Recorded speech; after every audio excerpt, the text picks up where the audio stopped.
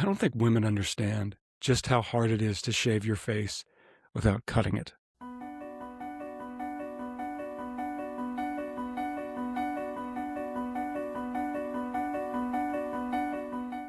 Mac Engel, Fort Worth Star Telegram, Engel Angle podcast here in the Sunset Lounge. Thanks for joining me.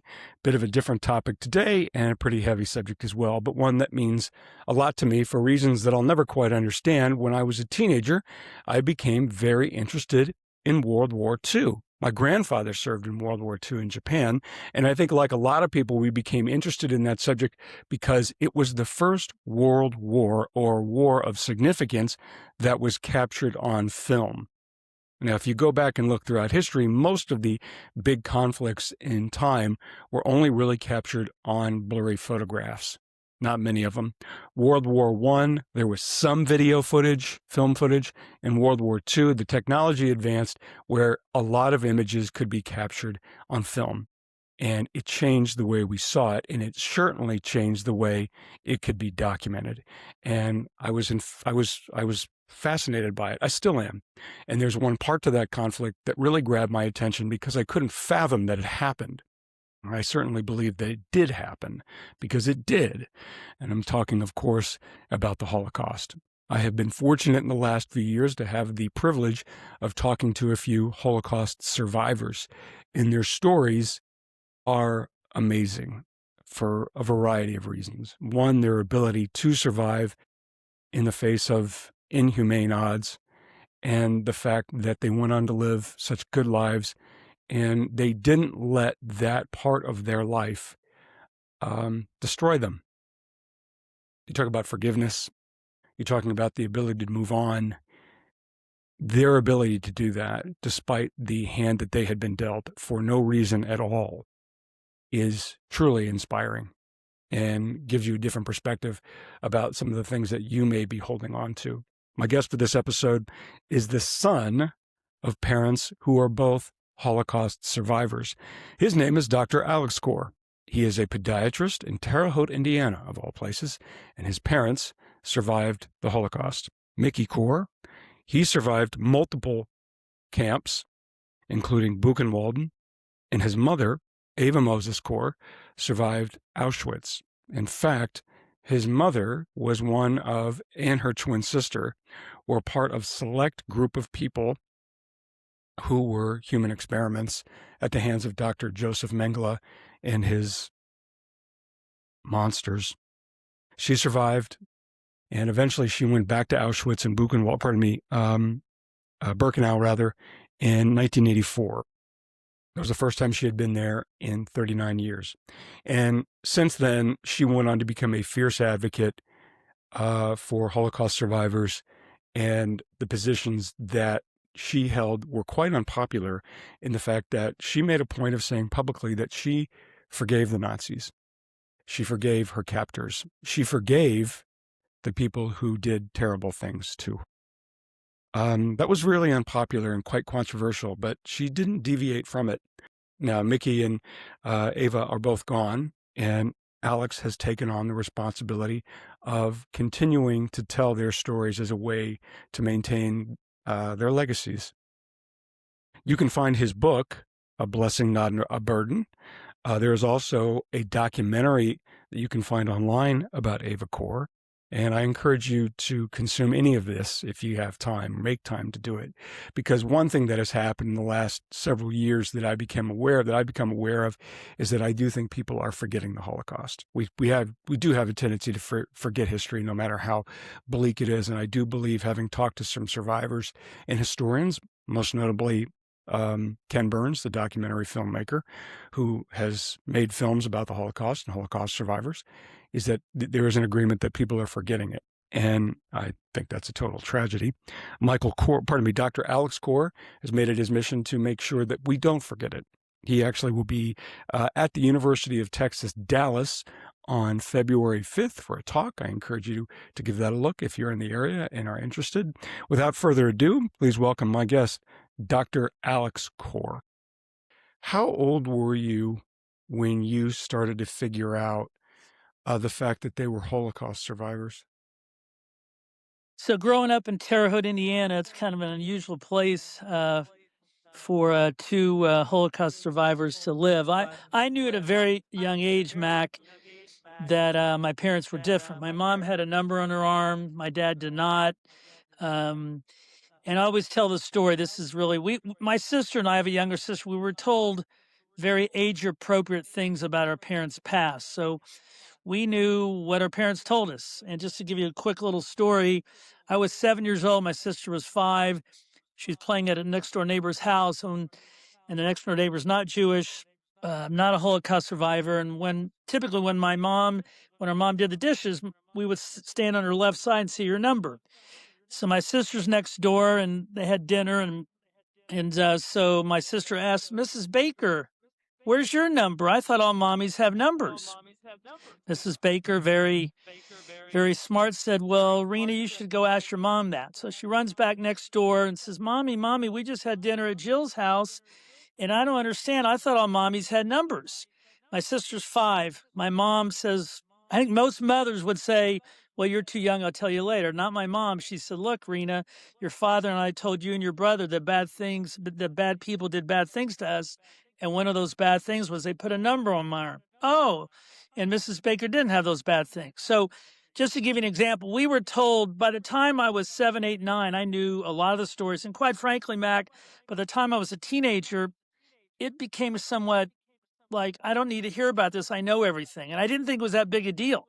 I just thought it was normal because that's all I knew. I'd go to Israel and see my relatives, and it wouldn't dominate every conversation, but was kind of, on the back burner. They would relate, oh, so and so that was survived this camp, was living over here. And so by the time I was 7, 8, 9, I knew all the stories. Do you remember the first images? How old you were when you started to see images, pictures, and old film footage of the camps? Well, film footage. The film footage that's the iconic picture, it's actually from a video. My mom and my aunt were in the front of the line when they were liberated from Auschwitz. I didn't know about that until I was in high school. And so we didn't see pictures until there was a miniseries, Holocaust. It came out a year after Roots on NBC. That was 1978. And around that same time, my mom got access to the video, and she said, there I am in the front. And I said, oh, Mom, come on. And she says, no, that's Miriam, my aunt. And she knew other people. And that's kind of how the story was pieced together. But I probably didn't know anything about video or pictures until the 78, 79. So a number of years ago, I interviewed a Holocaust survivor who had survived Auschwitz and a couple other camps, and he eventually, was liberated and moved to Dallas and led an incredible life. And it was a part of his life that he did not want to burden with his children, but he also knew that there was a responsibility, and he didn't know how to negotiate that in terms of. He wanted his children, obviously, to have a better life than he had and not to be burdened with some of the realities that he dealt with, but he didn't know how to educate them. So he didn't do it for a long, long time. He buried it. How did your parents navigate that responsibility with you and your sister? My mom was your atypical survivor. She talked about everything. My dad, when I was young, would tell jokes. Oh, yeah, I played ping pong against the Nazis. But gradually, as my mom we had a ping pong table, and he would say, I played ping pong against the Nazis. And he tried to make everything lighthearted. And by the time the late 70s, when I was in high school, my dad would say, well, I don't talk about it. And then gradually, after that 1978 miniseries, he did begin to talk a little bit.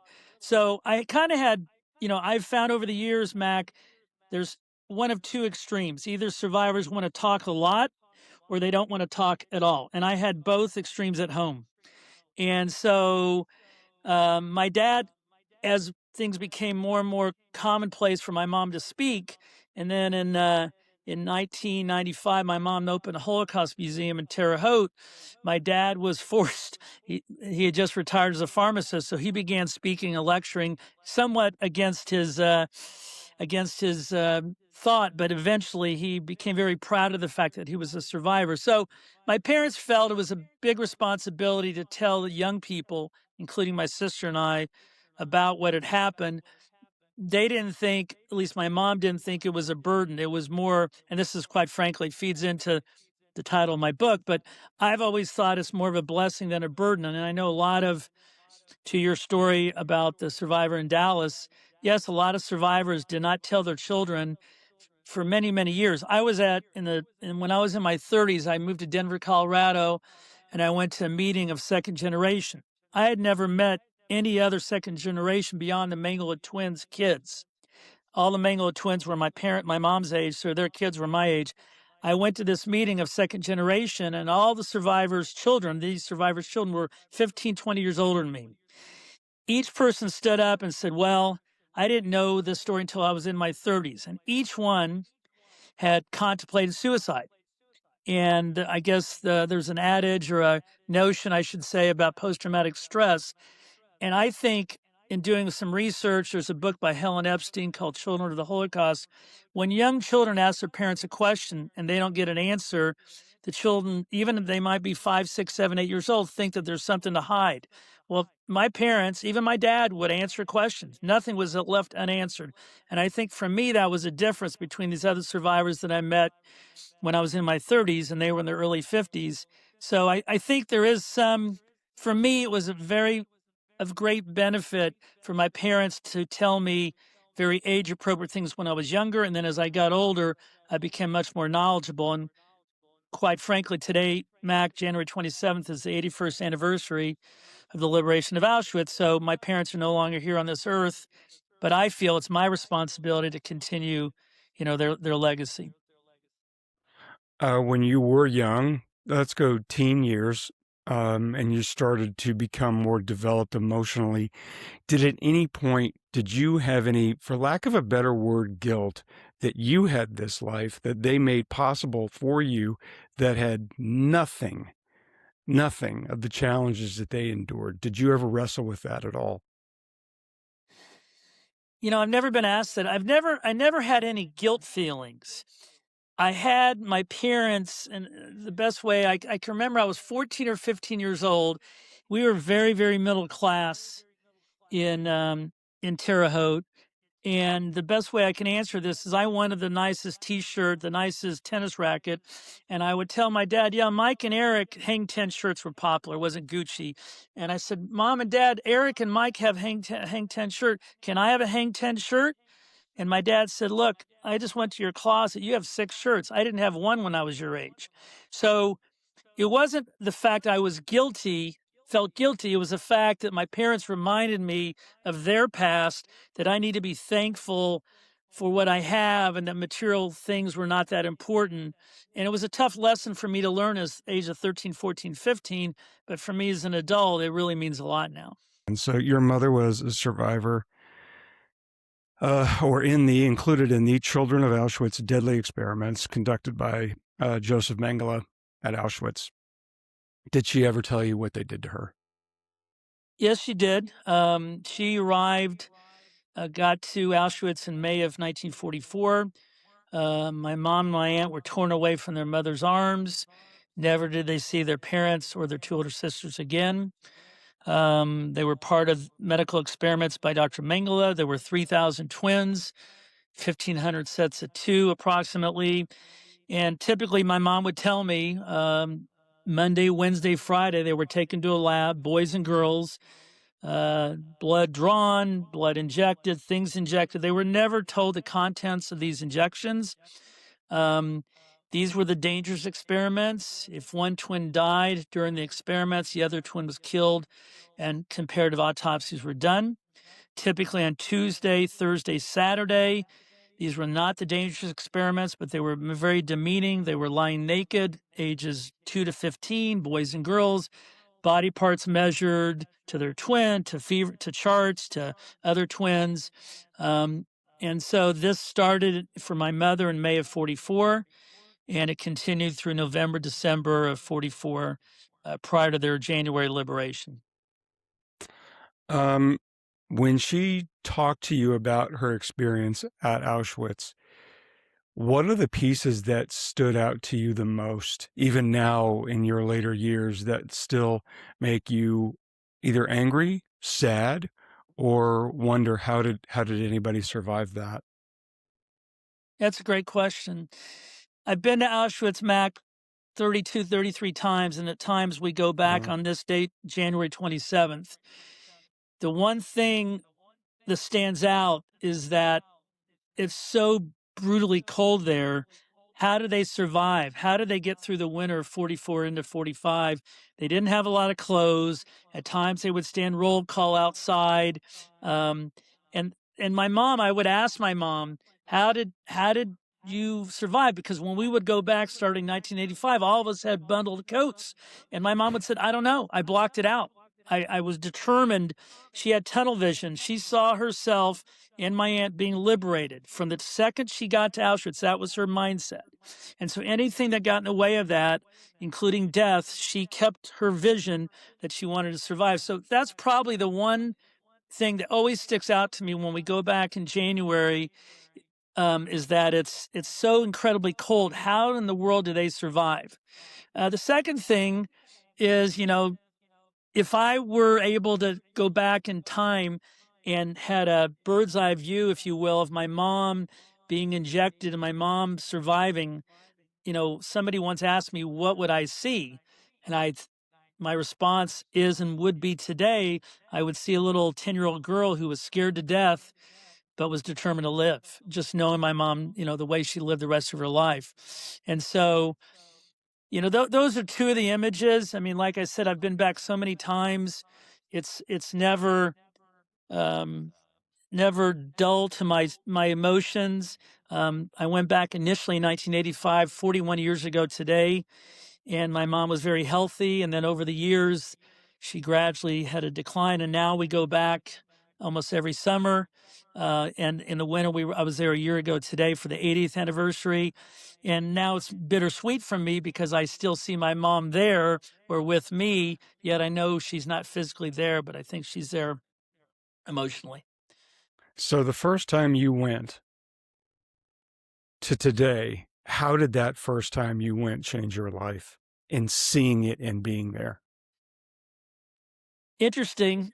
I had never obviously been to Auschwitz. I didn't have textbooks. When we were in Terre Haute, we didn't have Holocaust education. My parents were my textbooks. And the weird thing was, in 1985, we had about 10 or 11 Mengele Twins with us. I knew where everything was. I knew where my mom's barracks was. I knew where the selection platform was.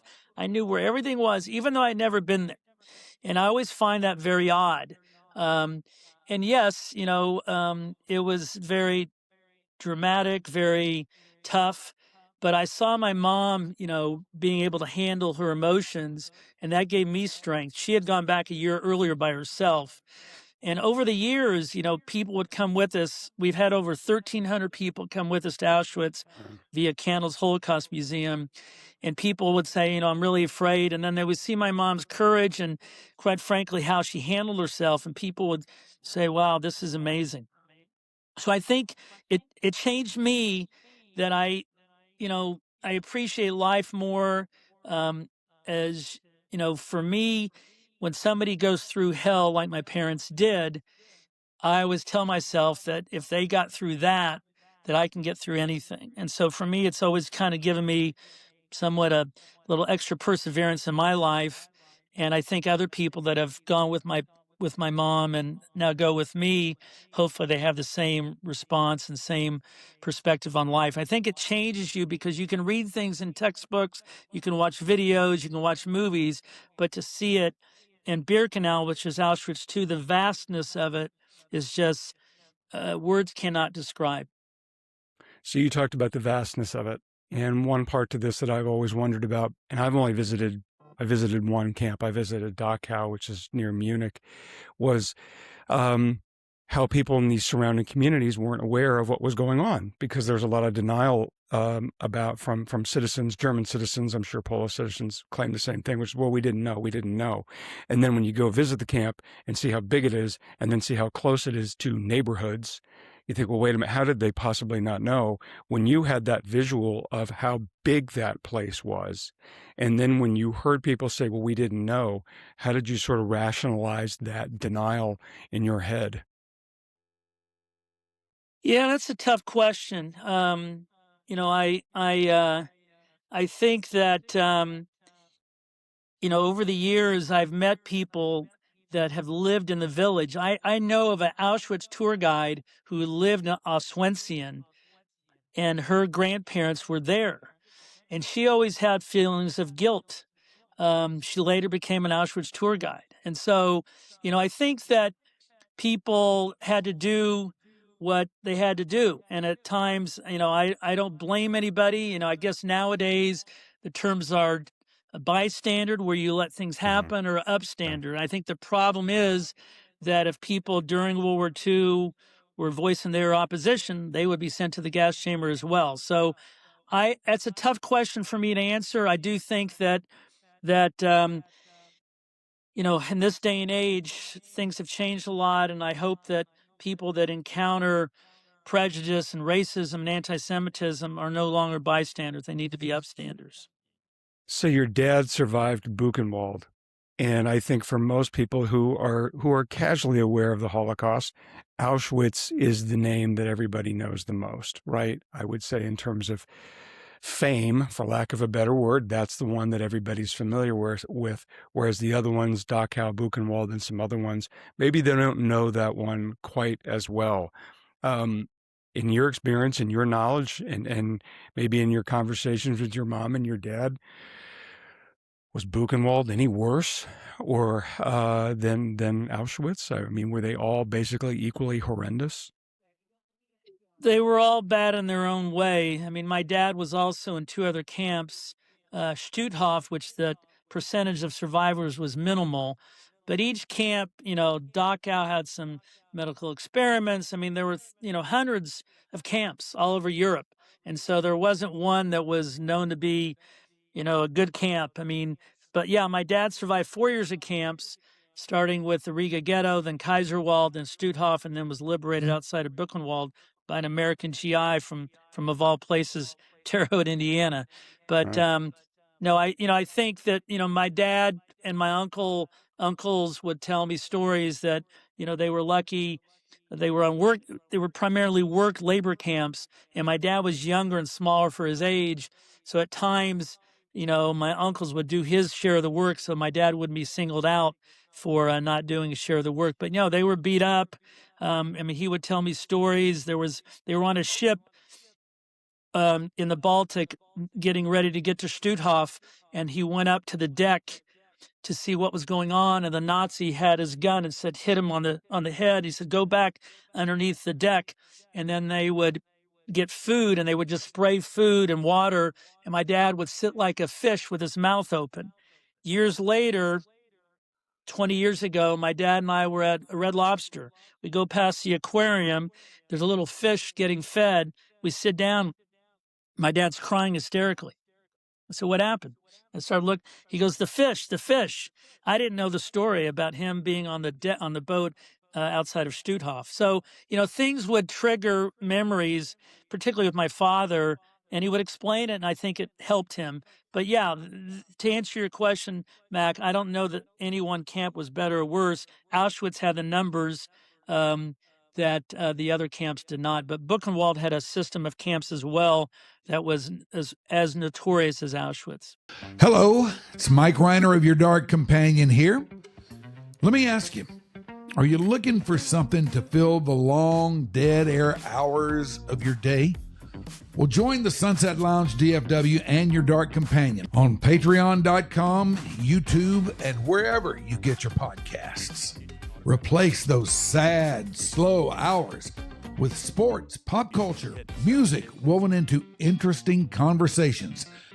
So step inside the green door, have a seat at the bar, and get in the groove with those shows and so very much more. So a few years ago, I interviewed a Polish Holocaust survivor, and fascinating man. And I said, do you think we're forgetting the Holocaust? And he said, forgetting the Holocaust? What do you mean? We already forgot it. And that really hit me. And then fast forward a couple years later, I'm interviewing the documentary filmmaker Ken Burns, who was being recognized by the Dallas Holocaust Museum for a film work that he had done about the Holocaust. And I asked him that question. I said, are we forgetting the Holocaust? And he said, yes, we are. Your parents lived it. Do you think we have forgotten the Holocaust societally? I think as a society, unfortunately, the answer is yes. I mean, I come into contact, I lecture all over the country, and I do think that particularly young people, under the age of 35 or 40, really aren't aware of what happened. And even people, my age at times will say, really, there were 6 million, there were 11 million total people. Yeah. That's impossible. Yep. And even recently in the social media, I'm not going to mention her name, but somebody kind of minimized or diminished the medical experiments done by Mengele, and so there's no doubt, that I think that the world needs to remember these are terrible stories and terrible things that happen to one group.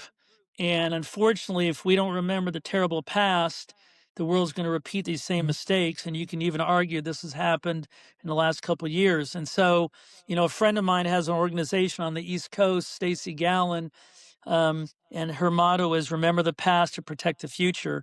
And I think that's so eloquent and so simple, but it is so important because, yes, to Ken Burns's point and to your other guests, I think that yes, society has forgotten something that only happened 81 years ago, and that's a shame. There's one part to the human experiment that I know. I know it happened in Japan, and Japanese doctors were conducting human experiments on their subjects. In one development of this, and I don't know if it happened. I don't know if it's anything you pursued in your knowledge, in your pursuit of knowledge for this, is whether or not those test results were kept and used by American doctors and scientists and researchers. I was always under the impression that it was, and that was something that I don't know when I learned that in my 20s. I'm in my early 50s now. When I learned that in my early 20s, I was like, God, there's something so incredibly wrong with that. What are your feelings about that? About using those results? Well, I'm a healthcare provider. I'm a podiatrist for 35, 36 years. This kind of is comes close to the vest for me. There are some No, they're medical ethics issues. My mom and the other Mengele twins were Right. not given informed consent. So you and I, when we go to the doctor, we sign a release that says, yes, I understand that this flu shot could give me a headache, but my mom and the other Mengele twins were not given that privilege.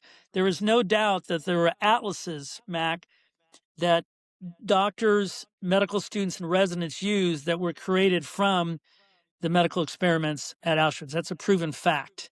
And so the specifics of the experiments done on my mom, we know some of the answers. One of my mom's, particularly after my aunt died in 1993, one of the things that my mom was focused on was trying to find the specifics of the medical experiments so that she could help the other Mengele twins avoid the same predicament as my aunt, who died somewhat related to the experiments. And so um, we don't know the stories. We don't know the specifics of the experiments, but that's one of the things I continue to hope that the Auschwitz Museum will help us with. Years ago when my mom was alive, Mac, um, one time we went and they said, "Oh, we have something to show you, Eva." These were vials used in Mengele's lab, and I don't know if you know, but the Bayer Corporation, Bayer Aspirin, changed their name during the war to IG Farben, Yeah. and on the vials it had the Bayer Corporation. So the point is that it would probably help. There are very few Mengele twins still alive. Some people may theorize that it's affected the children of Mengele twins. I'm a cancer survivor. Nobody can suggest in any way that my cancer was from the experiments. But the point is, we don't have those results, and it probably would be helpful at some point to find out what was used. And to your medical ethics question, I do think that that's a big dilemma. It's something I'm speaking tomorrow at Florida International University to a bunch of medical students, and one of the questions is, To your point, are these experiments something that should be used to help research nowadays? I would say no. You mentioned something previously about, I guess there's now a concerted effort, whether it's conscious, I don't know. Obviously, it would be to diminish and almost demean the Holocaust in some ways as just some sort of figment of, I don't even know what it would be. And this is another one that I went down a rabbit hole one time about this subject. I think it was on Facebook, and it was a whole community of Holocaust deniers, not people who just disputed a number, 11 million, 5 million, 6 million.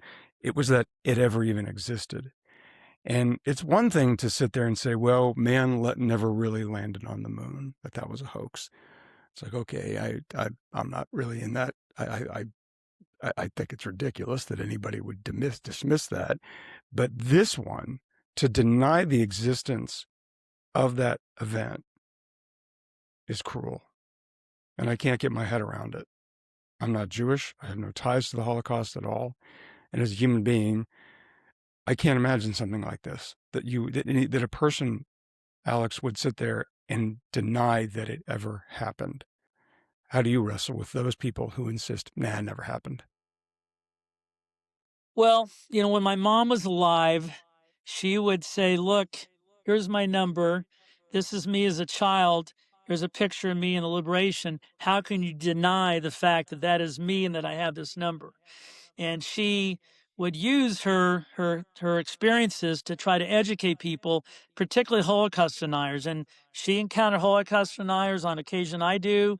You can go round and round in circles with people that deny the facts, deny the truth. All I can do is tell my parents' story, tell my story, and hope that people have common sense. I mean, we can't change the world. So how do I wrestle with it? It's very frustrating.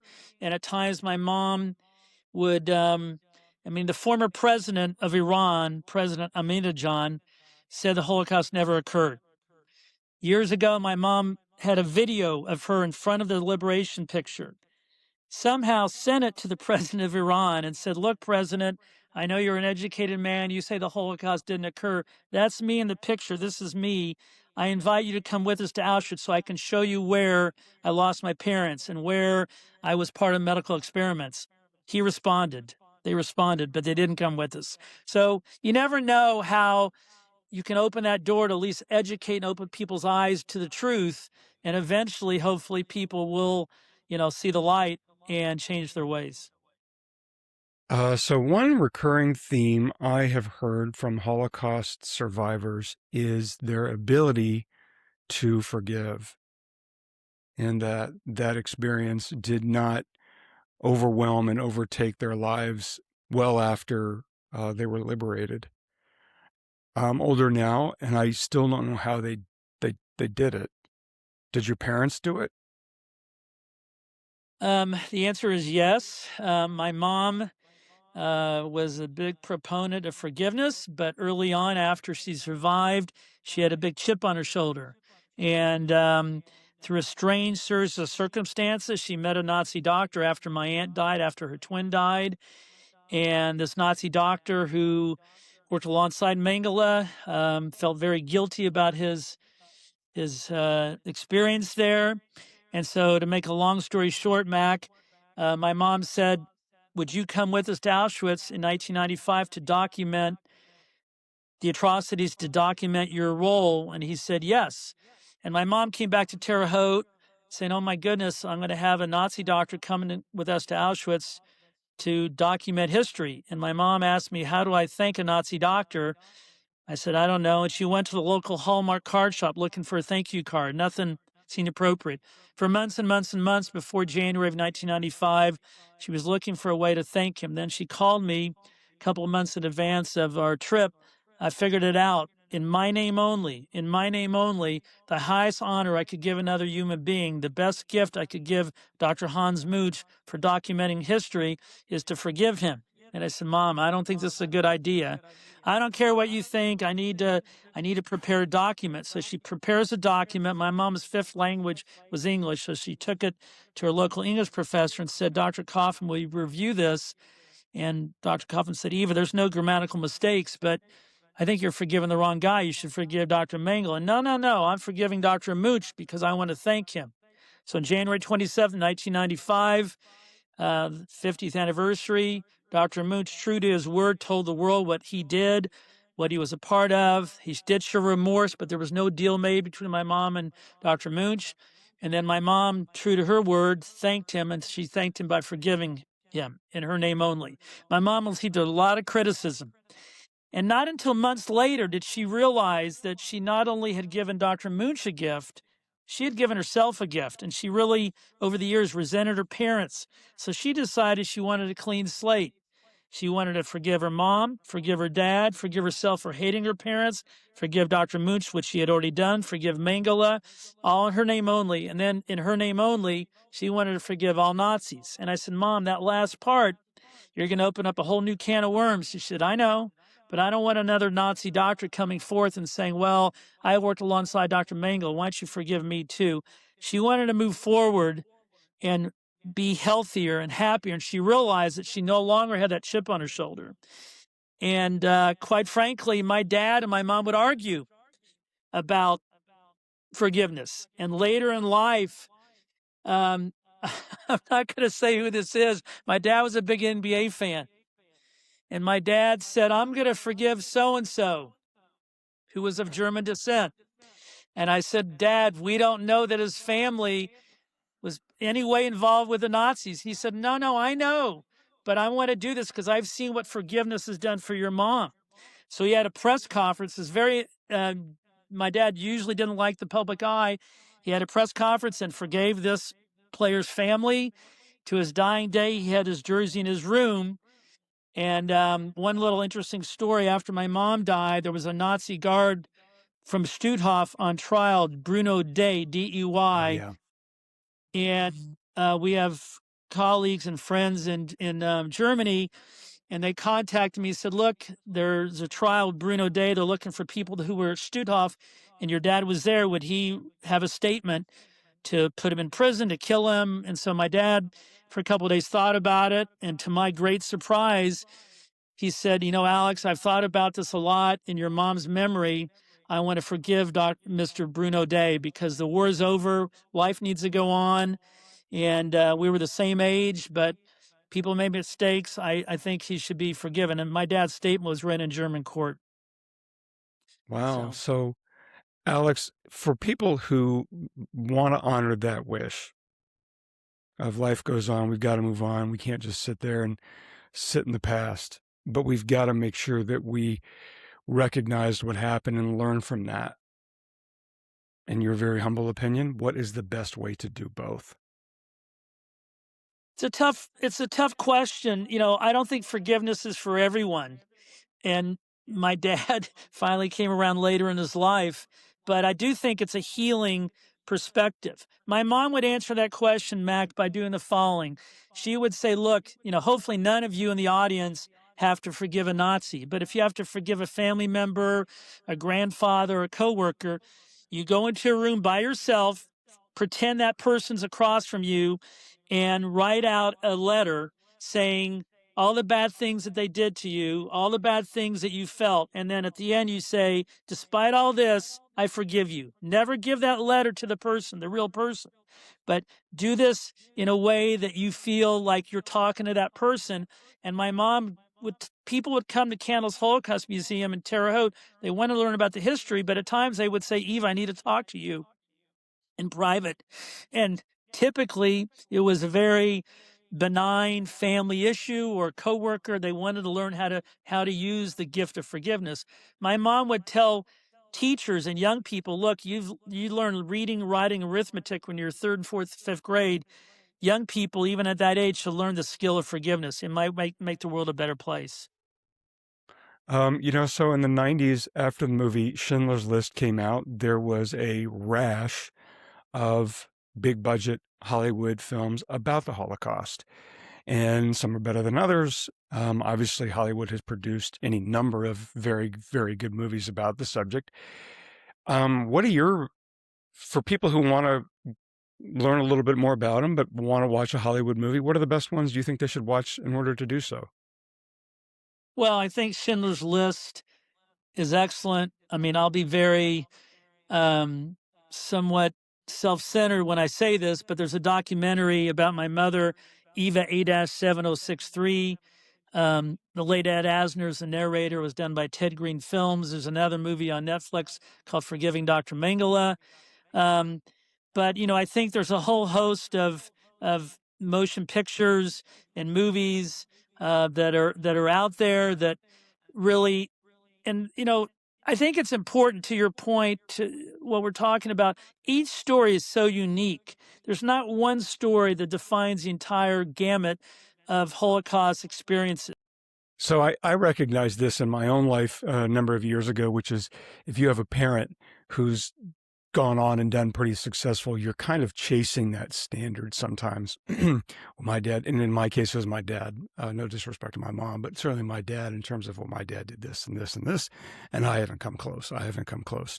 Your parents were put into a horrible situation, survived, and they have this identity as a result of that, of being survivors forever, which is a remarkable, however unintended achievement. Now, you're a young person growing up and trying to make your own life. Did you ever chase that ghost? Yeah, it's a great question. I get that question asked a lot. I think I have an obligation to, in some way, honor their life and honor their legacy. I never thought I was chasing ghosts. And quite frankly, when I speak to people, I tell them 6, 7, 8 years ago, my parents were alive. I had no interest in doing this. I would go periodically and hear my mom talk, and I knew exactly what she was going to say because I've heard it hundreds, if not thousands, of times. But I never thought I would be doing this. And just to give you, my mom, July the 2nd, 2019, we were in our hotel room in Poland, in Krakow, preparing for our daily trip. We were there with 100 people, and my mom had just had a heart issue earlier in the year, and she's playing on social media. And I said, Mom, you're 85 years old. You're not getting any younger. When do you think you're going to slow down? She looked at me. This is 6.5 years ago. She said, slow down. What do you mean slow down? I can't slow down. There's so much hate and anti-Semitism and racism in the world, Alex. I have no choice, but I have to continue. 2 days later, in that hotel room, my mom passed away in my arms. I never had an opportunity to ask my mom what my role should be. And I did with my dad because he was very slow decline. So I always think back that my mom was telling me, that I need to help them continue their legacy. And so hopefully for me, I don't think I'm chasing ghosts. I think I'm doing what my parents will want me to do. Alex, I really appreciate your time today. This was fascinating. I wish you the very best of luck and health and in your future endeavors to educate the world about this very important event. Thank you very, very much for your time. Thank you, Mac. I appreciate the opportunity. All right. Thanks, Alex. Take care.